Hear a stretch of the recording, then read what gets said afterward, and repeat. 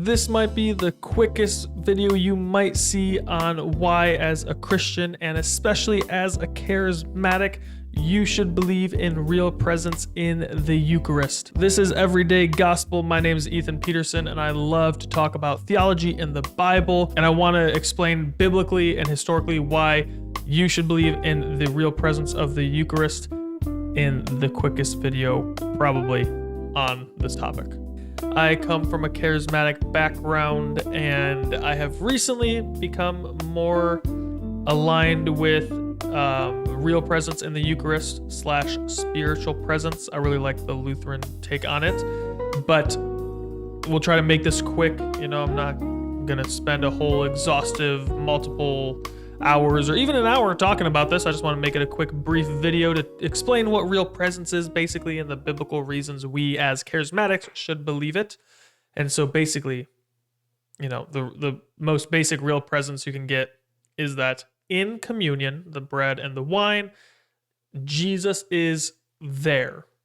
And yes, we would say like, oh yeah, he's there in your quiet time. He's there when you're worshiping. He's there on your drive to work. But the real presence would say, no, there's something different about the Eucharist, which is the communion, that something there is a different type of grace is how I like to use the words, that you can't get anywhere else. It's a different type of experience with God that you don't get anywhere else.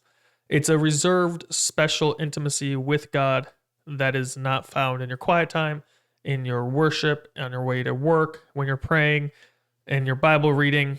It's reserved just for the Eucharist. And you can kind of imagine that kind of like, there's a special intimacy on a date night with your wife or husband that's different than when you guys are vacuuming or just lounging, right? There's a different type of intimacy there. And so, one, that should be pretty easy to understand and not too controversial.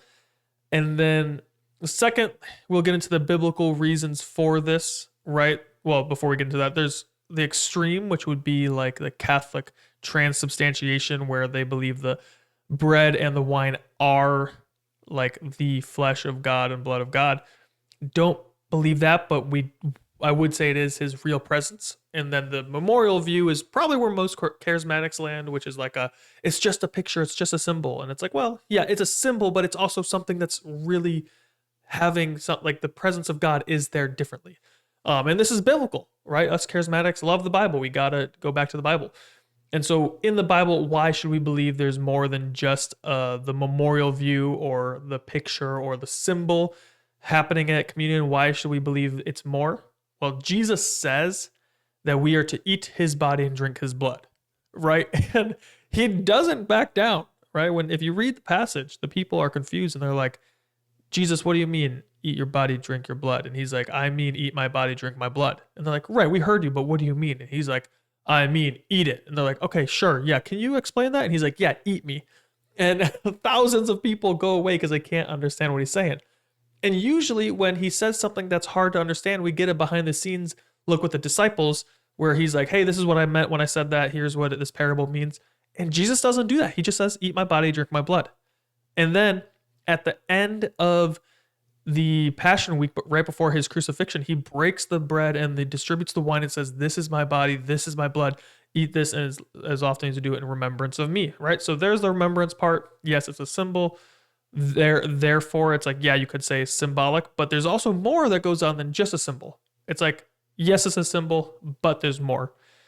And so he says, eat his body and drink his blood. He says, if you don't do that, you don't have a part in me. And then he tells us and he shows us how to do that at the Passion Week. But then what gets even crazier is that in Corinthians, either 1st or 2nd Corinthians, or another one of the letters, I'm pretty sure it's the Corinthians, Paul says that when people are eating meat sacrificed to idols that they know is sacrificed to idols, they're participating with demons, right? And us charismatics, we understand this, right? We know that, if you go overseas to some witchcraft area and you bring some type of token back, that the demon could be in that thing, and you could bring that to your house, and now you have a demon in your house. You got to get rid of it, cast out the demon. That's not uncommon in charismatic circles to believe that. And so why would we think that a demon could be more present in a meal, the meat sacrificed to idols? Why would we think a demon could physically be there and affecting you, and not that God's presence could be physically in the bread and wine at communion and affecting you, right? Like it's this weird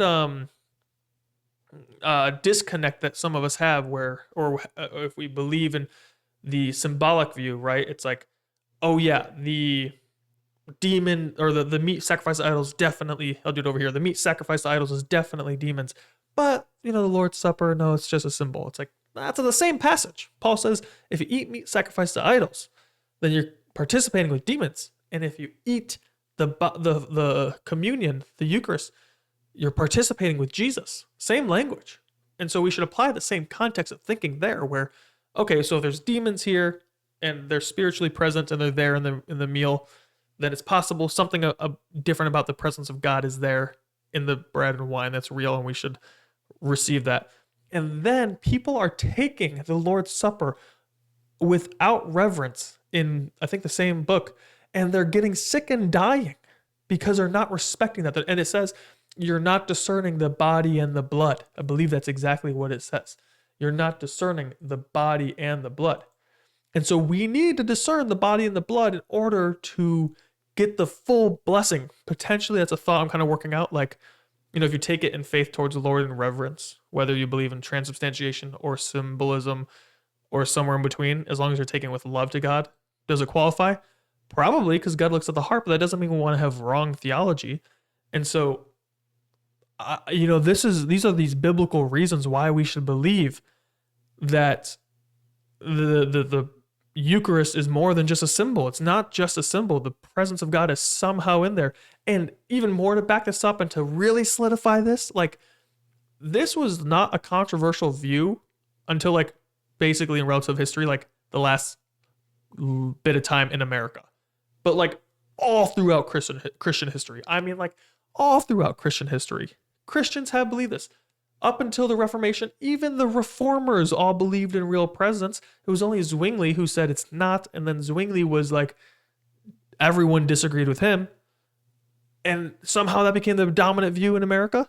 I don't know, but I'm just trying to make a quick video. Like I said, we're only 7 minutes in. Quick video as to why charismatics should believe in real presence as far as instead of symbolism, because it's biblical and historical and it makes sense in the scriptures. And us charismatics, and the reason I say specifically charismatics, we have such a supernatural worldview, right? We believe you can get demons affecting you by watching a horror movie because you could open a door. And we give all this credit to how the demonic can do stuff through the physical and affect your life. But, for some reason now we don't think it's the same when it comes to God. Like, if the demons can affect us physically through the real world, like how much more can Christ? And when Christ gives us something like a tool, right, then like the communion, then we should have high regard for that and realize like, oh, this is more than just a symbol. Jesus calls it his body. He doesn't back down. He doesn't try to explain it away. He shows us at the Passion Week what that means. And then we see New Testament passages explaining that even further and showing that either people were dying and getting sick because they didn't take it right, and that you can participate with Christ in the Eucharist like you could potentially participate with demons by eating meat sacrificed to idols. Let me know in the comments what you think. I'm curious. I'd love to see more charismatics come to this beautiful, more full and rich view of the Eucharist and Christian living. I know as I've experienced my change in this view, it's changed my value on the Eucharist and communion and my love for it and my love for church even. And so it's been a blessing for me to grow in. I'd love to hear how you guys are growing in it too. Let me know in the comments.